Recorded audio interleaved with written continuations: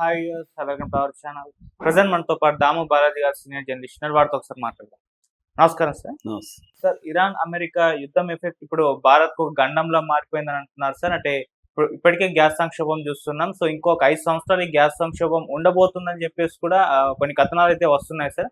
మరి భారత్ లో ఇప్పుడు ఎంత గ్యాస్ ఉంది, మరి 1 year కి ఎంత గ్యాస్ అవసరం అవుతుంది ఇండియాకి, మరి 5 ఏళ్ళు ఈ గ్యాస్ సంక్షోభం ఉంటుందన్న వార్తల్లో నిజమెంత ఉందంటారు? ఎటువంటి పరిస్థితిలో ఉంది ఇప్పుడు గ్యాస్ విషయంలో? మొన్న ఒక సీరియస్ పరిణామం చోటు చేసుకుంది. అదేంటంటే ఇజ్రాయెల్ ఇరాన్ లో ఉండే సౌత్ పార్స్ అనే ఒక గ్యాస్ ఫీల్డ్ మీద అటాక్ చేసింది. ఇది ఇరాన్ గ్యాస్ అవసరాల్లో దాదాపు 80% ఇందులో నుంచే వస్తుందన్నమాట. సో ఇది పైగా నార్త్ ఫీల్డ్ అని, ఖతార్ నార్త్ ఫీల్డ్ గ్యాస్ కి దీనికి లింక్ కూడా ఉంది. సో ఎప్పుడైతే ఇరాన్ మీద ఇది అటాక్ చేసిందో, ఇరాన్ దానికి రిటాలియేటరీగా, ప్రతీకార చర్యగా ఖతార్లో ఉండే రస్ లఫోన్ గ్యాస్ ఫీల్డ్ మీద అటాక్ చేసింది. ఆల్రెడీ రస్ లఫోన్ని ఖతారు మార్చి 2 క్లోజ్ చేసింది. ఎందుకంటే అప్పుడే అటాక్ జరిగింది, అప్పటి నుంచి క్లోజ్ చేసింది. యాక్చువల్గా ఏంటంటే ఈ ఖతార్ నుంచి ప్రపంచ ఎల్ఎన్జి గ్యాస్ టోటల్ వినియోగంలో ఖతార్ నుంచి మాత్రమే 20% ప్రపంచానికి అందుతుంది. ముఖ్యంగా యూరోప్, ఏషియాకి ఎక్కువగా గ్యాస్ ఇక్కడ నుంచే వెళ్తుంది. సో ఇప్పుడు అది ఖతార్లో గ్యాస్ క్లోజ్ అయింది. దానివల్ల యూరప్ మీద, ఏషియా మీద ఈ గ్యాస్ అవసరాల ఎఫెక్ట్ పడుతుంది. అయితే ఇప్పుడు మనం ఇండియా గురించి చెప్పుకుంటున్నాం. ఇండియాలో ఒక వార్త ఇప్పుడు 2 రోజుల నుంచి వైరల్ అవుతుంది. అదేంటంటే 5 ఏళ్ల పాటు గ్యాస్ కొరత ఇండియాలో ఉండబోతుంది అనే వార్త వైరల్ అవుతుంది. ఎందుకు ఇదంటే, ఈ రాస్లఫోన్ మీద నిన్న ఇరాన్ మొత్తం 5 మిసైల్స్ వేసింది. అందులో 4ని ఖతార్ డిఫెన్స్ కొట్టేయింది, కానీ 1 మాత్రం పడింది. దాంతో అక్కడున్న ట్రైన్స్ అంటారు, ఆ ఎల్ఎన్జి మ్యానుఫ్యాక్చరింగ్ దీంట్లో ఆ ట్రైన్స్ దెబ్బతిన్నమాట. దీనివల్ల 17% దాని ఉత్పత్తులు, అంటే రేపు ఓపెన్ చేసి రిపేర్లు అన్నీ చేసి అయినాక కూడా 17% గ్యాస్ అనేది, ఎల్ఎన్జి అనేది, ఉత్పత్తి అనేది ఆగిపోతుంది. దీనివల్ల దాదాపు 2 లక్షల కోట్లు దానికి నష్టం. దీని ఎఫెక్ట్ ఇండియా మీద పడుతుంది. ఎందుకంటే మనం second largest importer LPG. First వచ్చి ద లార్జెస్ట్ ఇంపోర్టర్ వచ్చి చైనా తర్వాత ఇండియానే సెకండ్ లార్జెస్ట్ ఎల్పిజి ఇంపోర్ట్స్ చేసుకునే దాంట్లో ఇండియా సెకండ్ లార్జెస్ట్ అనమాట. మనకు ఓవరాల్గా మన ఇండియా దేశీయ అవసరాల ఎల్పిజి అవసరాల్లో ఓన్లీ 40% మాత్రమే మన రిఫైనరీస్లో ఉత్పత్తి అవుతుంది. మిగతా 60% మనం దిగుమతి చేసుకుంటాం. ఈ 60%లో 50% ఈ స్ట్రైట్ ఆఫ్ హార్మోజ్ జలసంధి ద్వారా ఇండియాకు వస్తుంది. ఇందులో ప్రధానంగా మనకి ఖతార్ నుంచే గ్యాస్ వస్తుంది. సో ఇప్పుడు ఖతార్లో అది ఆగిపోయింది. ఖతారు పునరుద్ధరణ కోసం మినిమం 5 ఏళ్ళు పడుతుంది అనేది ఎక్స్పర్ట్లు చెప్తున్నారు. యుద్ధం ఆగిపోయినా కూడా ఇంకొక 5 ఏళ్ళ వరకు ఖతార్ నుంచి ఇండియాకి గ్యాస్ రావడం కష్టమే అనేది ఇప్పుడు చెప్తున్నమాట. సో దీనివల్ల ఇప్పుడు గందరగోళంగా మారింది. అయితే ఇండియాలో ఎల్పిజి కానీ మనం తీసుకుంటే దాదాపు పర్ మంత్కి, నెలకి 30 లక్షల మెట్రో టన్నులు. యాక్చువల్గా వీటిని ఎంఎంటీ అంటారు. ఎంఎంటీ అంటే మిలియన్ మెట్రో టన్స్ అని లెక్కేస్తారనమాట. అలాగా 3 మిలియన్ మెట్రో టన్నుల మనం పర్ మంత్కి యూజ్ చేస్తున్నాం. అంటే ఒక రోజుకి 92,000 మెట్రో టన్నుల్ని మనం యూజ్ చేస్తున్నాం అనమాట.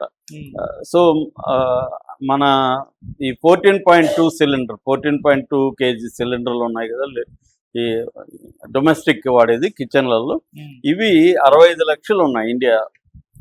అంటే 65 లక్షల సిలిండర్లు పర్ డే వాడుతున్నాం మనం ఒక ఇంటికి మాత్రమే. సో ఇప్పుడు ఏమవుతుందంటే మనకి స్టోరేజ్ ఫెసిలిటీ, అంటే మనకి కనెక్షన్లు తీసుకుంటే 33,000 హౌస్ హోల్డ్స్కి గ్యాస్ కనెక్షన్లు ఉన్నాయి ఎల్పిజి. ఇందులో పిఎంయువై పెట్టారు. పిఎంయువై అంటే ప్రధానమంత్రి ఉజ్వల్ యోజన పథకం. దీని కింద 10 కోట్ల పూర్ ఫ్యామిలీస్కి ఫ్రీ కనెక్షన్లు ఇవ్వాలనేది మోడీ తీసుకొచ్చిన పథకం ఇచ్చారు. అందువల్ల 33 లక్షల ఇండ్లకి ఎల్పిజి కనెక్షన్లు ఉన్నాయి. సో రోజుకి 92,000 మెట్రో టన్నులు వాడుతున్నారు. సో దీనివల్ల ఏమవుతుందంటే 65 లక్షల సిలిండర్ పర్ డే కావాలి కాబట్టి మనకి ఆగిపోయింది. అక్కడ నుంచి ఆగిపోయింది కాబట్టి ఇప్పుడు ఇది స్టోరేజ్ ఆల్రెడీ మనకి ఆయిల్ స్టోరేజ్ ఏమో 70 రోజులకు వస్తుంది. మంగళూరు, వైజాగ్ ఇటువంటి కేవర్న్స్ అంటారు. ఈ కేవర్న్స్ లో స్టోరేజ్ ఉంది. కానీ ఎల్పిజి ఏమో 20-25% కంటే 20-25 డేస్ కంటే ఎక్కువ ఎల్పిజి స్టోరేజ్ ఇండియాలో లేదు. సో కాబట్టి ఇప్పుడు అందుకనే ఏమంటే రేషనింగ్ అనేది పెట్టారు.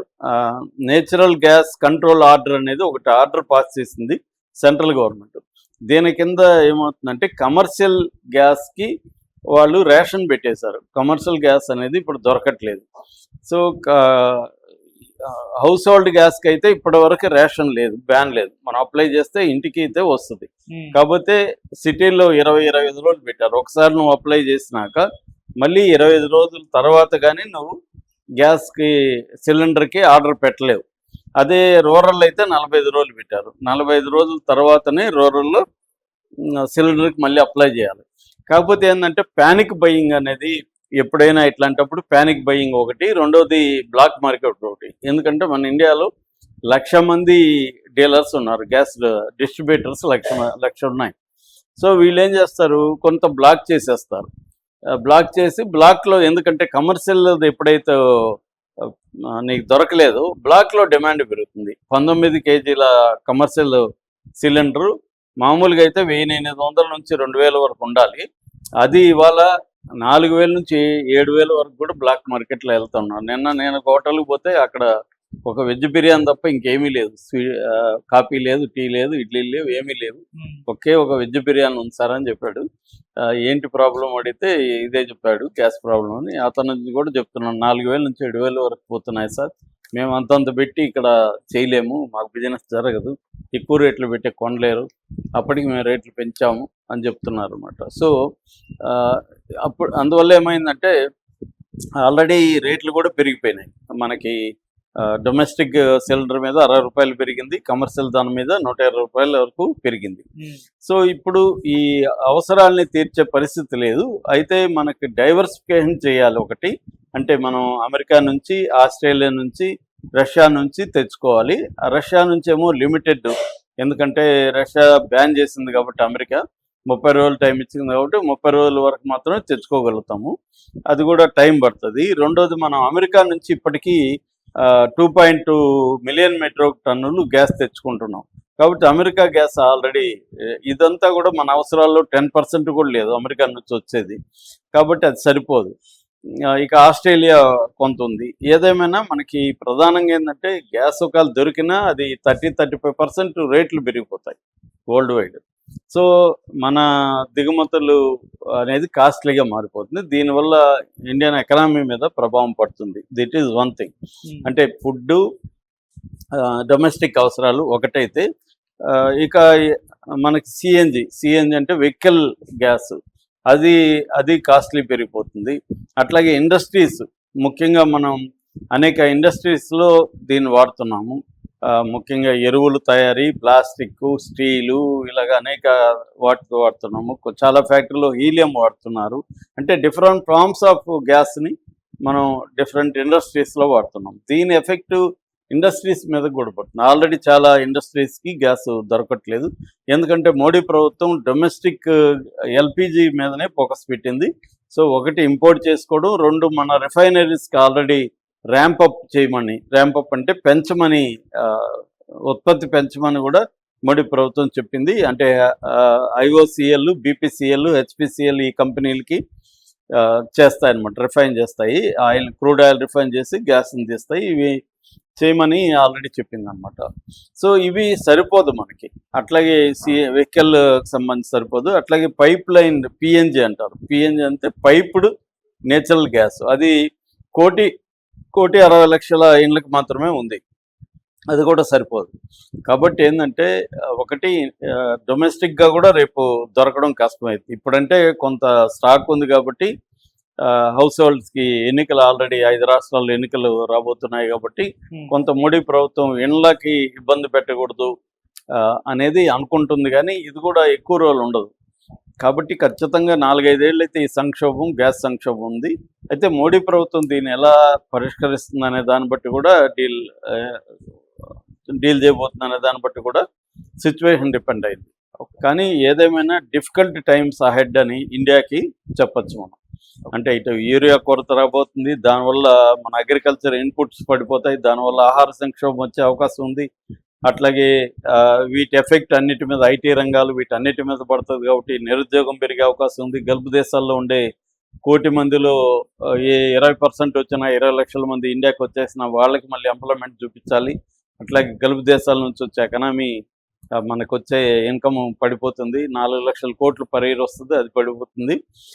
ఇదంతా కూడా రిఫిల్ ఎఫెక్ట్, ఒక దాని మీద పడితే ఇంకొక దాని మీద వెళ్తూ ఉంటుంది. కాబట్టి ఖచ్చితంగా ఇండియా ఆర్థిక వ్యవస్థ కానీ నిరుద్యోగం కానీ తర్వాత మనకి డీజిల్ పెట్రోల్ కూడా పెరిగే అవకాశం ఉంది. ఎందుకంటే అన్ని కాస్టులు పెరిగిపోయినప్పుడు ఇప్పుడంటే ఎలక్షన్లు ఉన్నాయి కాబట్టి పెంచకపోవచ్చు. ఎలక్షన్లు అవగానే కనీసం ఒక 10 రూపాయలు 20 రూపాయలు డీజిల్ పెట్రోల్ మీద కూడా పెరుగుతుంది. ఆల్రెడీ 85 దేశాలు పెరిగాయి.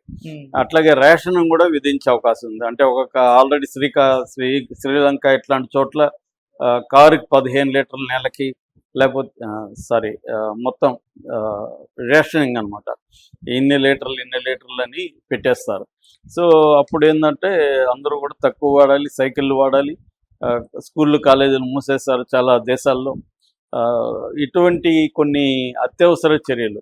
ఇప్పుడు క్యూబాని పరిశీలిస్తే మనకు తెలిసింది, క్యూబాలో 6 నెలలుగా కరెంట్ లేదు, వాళ్ళకి ఆయిల్ లేవు, ఇంట్లో దాదాపు 70% ఒక పూట స్కిప్ చేస్తున్నారు, భోజనం లేదు, 2 పూటలు మాత్రమే 70% ప్రజలు అక్కడ తింటున్నారు.